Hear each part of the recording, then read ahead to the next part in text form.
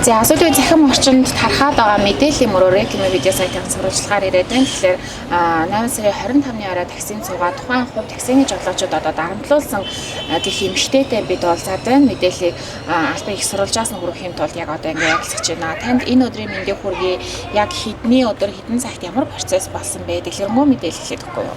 За сайн байна өдрийн мэнд 8 сарын 25-ны орой 1 цаг 40 минутанд Цохиотрын талбай дээрээс 10 дугаар хорооллын чиглэл такси ирсэн. Такси барихтаа эмэгтэй найзаараа таксинд гаргаж суулгуулсан. Таксинд нэг эмэгтэй нэг эрэгтэй хоёр хүн байсан учраас гар өргөө такси бирсэн.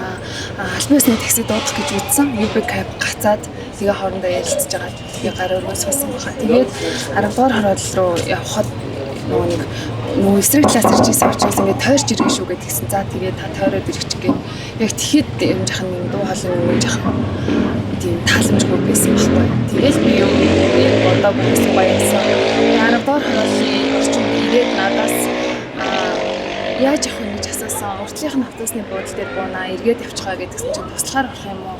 Чигээрээ явах юм уу гэж асуусан. Чигээрээ явна гэдгийг эргэж ирээд тэгээ би тэр хооронд уцаа нөгөө оролдоод харсан чи автобусны буудлын өнгөрч ийсэн байхгүй. Тэгэхээр би хөөе гэдгснээ. Энэ дуухайсан штэ. За та эргэж ороо зогсчихоо. Энд зогсчих гад гэсэн чинь чи сая зам хаасан байгаа мэдчихэв нү тэрийгээр юу орохгүй машин орохгүй гэдэг угаасаа орох боломжгүй штэ. Автобусны буудлын бүр өнгөрч яваад ордог. Тэгээд за би ингээ буучи гэдгсэн чинь өргөжлүүлээд ах юм уурлаадсан өглээд яг иймэрхүү магаас болж ингээд дандаа асуудал үүсдэг. Мөнгөө өгөх чадваргүй болохоор эдгээр ингэж худлааж үжгэлдэг энтергээд тэгэхээр ингийн би та ингэ надад үйлчилсэн юм бол мөнгө аваа яваач гэж яхан өндөр тооноор хэлсэн. Тэгсэн чинь л ахын ямар хүрээлэр ус хасц. Тэгээд жагсаал шууд намайг элдвэр хараагаал тэгвэл чамайг би тэр нүхэн дээр ч очиж буулгах шидэл та гэд хөдөлсөн баг. Тэгээ хойш явахраа хөдлөнгүүд нь би цагдаа дуудлаа гэд тэгсэн чинь дуудчихъя гээл өнгөрөөл хөдлөөл. Тэгээ шууд намайг үснээс мань ингэж татаал энэ гараас мань татаж буулгаал. Тэгэл буулгаал шууд уцаа аваад бичлэг хийж гэлсэн. Бичлэг хийсэн юм уу гүмэдгүй уцаа аваад шууд ингээ ганцаараа яриад за хүмүүсийн энэ ингээд нэг муу согтууя мөнгө өгч чадахгүй цогтох гээд байна. Би чамайг өстө фэйсбүүк дээр тавина за чи намайг яасан ч амжихгүй шүү гэж хэлсэн. Тэгэл би хойшоо ухарсан чи шууд салаавч гаргаал миний хацран хамран дуруулна ингээд хүргээл хэлсэн байхгүй. Тэгээ би хойш ингээ гидээсэн чинь ингээ хамрыг маань ингээ зурцсан.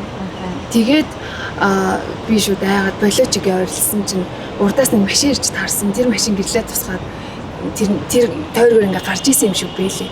Тэгэнгүүт нөгөө хөдлөх хэрэгтэй болж байгаа шүү дээ тэр машин. Тэгээ буцаж ирээд намаа машинд оруулсуулгаад шууд хөдөлсөн баг. Тэгээ хөдлөөд чамайг нарангийн голд авчиад ингээ дээд дот төсөө чинь шатаагаад газтаад шат булчил та гэл. Тэгэл ерөөсөө уурлаа тайвшрахгүй байсан. Тэгээ би тэр хугацаанд ингээд цагдаа руу заалгах чинь ингээ 23 удаа ингээ 109 андуураа заалгацсан. Тэгээ 102-ыг нэг юм санаа заалгангууд гів энд бичлэг хийгээл би ингээ дуугүй байнгут энэ дөнгөж сая над руу амар орилж ашигч хил амар дөрмжилжсэн дутуугаа олчлаа хүмүүс хардаа энэ жүжигчин юм бэ энэ айгүй сэтгүүлч юм бэ гэдэг ингээ өөрөө өөртөө яриад тэгэл хэлсэн.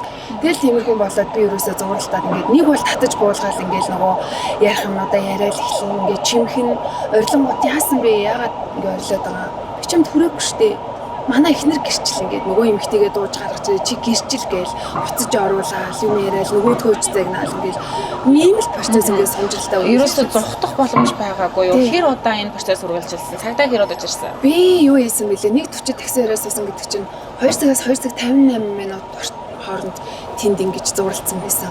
Тэгээ би тэр 109 рүү заалгасан цагаа харсан байхгүй. Тэгэхэд 2 цаг 58 минутаас эхэлж заалгасан юм билээ.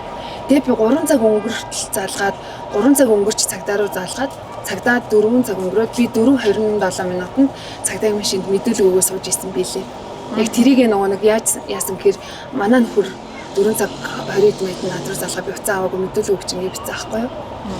Тэгээ тийм болсон. Тэгээ би 5 цаг өнгөрөөд гэртээ алхаж орсон. Орохдоо тэгээд бараг 5 өнгөрөө 7 хүртэл орцоор ирж ойлаад ерөөсөө тавьчихсан. Тийм процесс явсан. Тэгээ хажуугаар өнгөрч байгаа нэг согтуу залуу байсан. Яна согтуу залуу гэ тэр хүн бол надад туслах гэж оролцсон байхгүй юу. Тэгээд наад эмэгтэйг ингээ явуулчихаа би мөнгөний өгч яа гэдгийгсэн. Тэгээд тэр тэгэнгүүт намайг ингээ татцсан зуурсан чигээрээ тэрэнд очиж дансаа хэлээд мөнгө авч байгаа. Бас авсан юм болохоор авсан. Тэгээд дахиад цагтаа ирээд мэдүүлэг авах процесс явагдахаар тэр ах юусэн ингээ намайг мэдүүлэг өгч дуусгах юусэн хүлээхгүй байсан байхгүй. Ойрлоо ташигчаа цагтаагийн машиныг ирж ингээ цохоод цагтаатай хэрэлдээд тэгээд цагтаа хажуудлын тэр жолооч цагтаатай хэлээд наадхандаа ингээ баталгаа бичиж өгөө явуулаа. Энийг уусаа маргааш цагтаагаараа яа гэдгийгсэн. Би тэр цагтаатай анх уулзахтаа хэлэхдээ энэ хүнд ингээ анхааруулга өгөө явуулчихаа. Надад ингээ гадагшаа хугацаад болж байгаа учраас ингээд энэ хүнд ингээ цаашаа явах боломж алгаа гэдгийгсэн чинь та ингээ зөрчлийн тухай хуулиар та нар арга хэмжээнд авах гаднаа ингээ эндээ очроо явуучих гэсэн чинь ерөөсөө л нөгөө хараалаа өргөжлүүлж хэлээд боломжгүйсэн баг. Тэгээ би яагаад цагдаа дуудсан гэхээр би нөгөө явахын тулд цагдаа дуудсан. Гэртээ орохын тулд тэр хүнээс олдохын тулд тэгэхгүй бол ингээ сунжирлаад ерөөсөө болохгүйсэн байхгүй. Тэгээ цагдаа ирэх гэсэн чинь мөнгө өгөө явчихгүй яасан гэдэг. Тэгээ зөв цагдаа болохоор энэ хүн мөнгө өгөхгүй гэсэн гээд тэгсэн би тэр хахад дансныхаа уулгыг үзүүлсэн. Тэгээд нөгөө кармад байсан бэлэн мөнгө үзүүлсэн. Тэгээд явахдаа надаас шууд мөнгө өг гэсэн би 20,000 төгрөг өгөөд 12,000 төгрөг гарсан ч гэсэн 20,000 төгрөг өгөөд болсон надад хариулт өгөөгүй юм процесс болсон. Тэгээ маргааш нь цагдаа дээр очив. Тэгээ цагдаа дээр очиод Баянгол дүүргийн 2 дугаар гэлцээ Наранбат гээд цагдаа дээр очиж мэдүүлэг өгсөн. Өгөхөд бол надад ингэж хэлсэн. За энийг бол ингээд та хоёрыг хэн буруу зөв шүүх боломж байхгүй. Тэгээд юу яана би энийг та хоёроос хойлонгаас нь холбогдохчоор мэдүүлэг аваад прокурор танилцуулна. Прокурорын дүгнэлт гараад энэ хэргийг цаашаа ингээд өрдөө энийг ингээд цаашаа өргөжлөх гэхэд бол ажлын 3-5 хоног гэлөө 5-7 хоног бол болно. Чи охиролтой гэж үзэж байгаа шүүх хэмжлэгт үзүүлж болно. Шүүх хэмжлэгт үзүүлэх юм бол гэмтлийн зэрэг тогтоох юм бол ингээд цаашаа үргэлжлэн тогтоохгүй гэж үзэх юм бол та хоёр хоёулаа ингээд зөрчлийн арга хэмжээнд болно. Яагаад гэвэл зөрчлийн тухай хуулиараа гудамж талбайд өмнө шууган ингээд бусдын амгалан таймнууд хэлээд гэсэн гэж ингээд нэгсэн баггүй юу. Тэгээд хугацааг нь хүлээхээр надад ингээд 29-ний өдөр явах байсан учраас хугацаа байхгүй учраас би өргөдлөө татаж авсан тийм шалтгаан.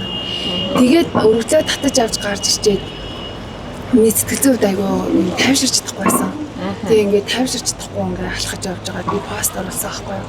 Тэгээ пост оруулаад тэгээд орой шеэр комментууд ингээд харсан чинь маш олон хүнээс ингээд тэр хүнтэй холбоотой мэдээлэлүүд ирээд тэгээд хувь чатаар тэр хүний талаар мэдээлэлүүд ирээд өмнөх одоо хүчингийн хэрэгээр явж байсан интернет гээд альбом бас тийм мэдээллүүд хувь хүнээс зөндөө ирсэн. Тэгээл би комментуудын бүгдийг ингэж аваад тэгээл бас надтай зөв тагдаа дээр давхар очиж өгдлөө гэсэн огтудаас гарч ирсэн. Эргээд одоо ингээд энэ мэдээлэлүүд цацаад яхаад өөрийн чинь хайж ч юм уу гэр хаваар чинь эргэлдэж харж яаж байгаа юм шиг байна уу? Хэр одоо дарамттай байна? Эсвэл фэйсбүүкээр холбогдож байсан уу тэр хүн гэж? Холбогдож ямар нэгэн тийм гараагүй. Би өөрөө болохоор өөрийгөө хамгаалаад өчигдөр орой яг гэрээсээ огт гараагүй. Өнөөдөр өглөө өдрийн цагаар гадагш явах гэж болохоор юмнууд амжуулах гэж тийшээ гарч ирсэн. Одоо дахиад цагдаад мэдүүлэг өгөх гэж байна гэсэн. Тэгэхээр нөгөө бусад тохирогчд байгаа учраас нэмэлтээр мэдүүлэг авч байгаа юм уу? Одоо маргааш явах байгаа болохоор энэ нэр нь яахаар юм шиг байна. Тэгээд юу яасан? Би нөгөө маргааш явах гэж байгаад иймэрхүү болсон болохоор онгоцныхаа билетийг 200,000 төгрөг төлөөд хойшлуулсан. 9 сарын 4-нд болгосон. Тэгээд яг би юу яаж байгаа? Цагдаад болохоор ингэсэн. Гомдлгүйгээ би буцаацсан шүү дээ өргөдлөө. Хугацаанаас хамаараад тэгсэн чинь миний нөгөө пост мэдээлэл юмнуудыг хараад прокурорын байгууллагаас нь хэдийн ингээд энэ иргэн өргөдлөө буцаасан ч гэсэн гэлээ энийг заавал шалгах хэрэгтэй юм байна. Энэ хүнгээ огшсон гэж анхны шатны байдлаар үзэж гинэ гэж хэлсэн билээ. Тэгээ өглөө нэр цагтаа ямар цалтай өгнө бол мэдэхгүй байна. Надад залгаад огшгчоор ирж мэдүүлэг өгөх хэрэгтэй болсон шүү хагц. Тэгээ би одоогийн байдлаар ингээд шүүх хуралтай байна. Энийгээ тараа шамраа утсан. Тэгээ бүрч ирээд мэдүүлэг өгөх гэсэн. Өмнө нь бол хоёлаа холбогдох болох чинь гэсэн бол одоо бол огшгчоор мэдээлэл. Одоо бол огшгчоор мэдээлэл өгүүлж ирсэн. Тэгээд энэ хүний ажиллаж байгаа байлаа нэг зам заангот буруу ингээд албаар хэрүүл үздэг ч юм уу гэж явангуудаа мөнгө ингэж юу яаж авдаг, нэмж авдаг ч юм уу. Тэгээд яг тиймэрхүү мэдээлэл зөндөө байгаа. Би тэрийг нэг хувийнхаа аккаунт дээр ингээд оруулсан. За мэдээлэл өгсөн баярлалаа. Баярлалаа. За мэдээллийн мөрөөрэй гэмээр видео сайтаас шууд амжилт үзүүлээ. Тэгэхээр шөнө оройн цагаар бас такси гарахтаа зөвхөн эмэгтэй гэхгүй эргээд та бүхэн бас анхаарал сэрэмжтэй байж бас баталгаад их сурвалжийн таксигаар үйлчлүүлж өөрсдийнхөө аюулгүй байдлыг хангаараа гэдэг үгнээс энэхүү сэрэмжлүүлэг ярилцлагыг хүргэлээ. Анхаарлаа хандуулсан үзэгч та бүхэнд баярлалаа.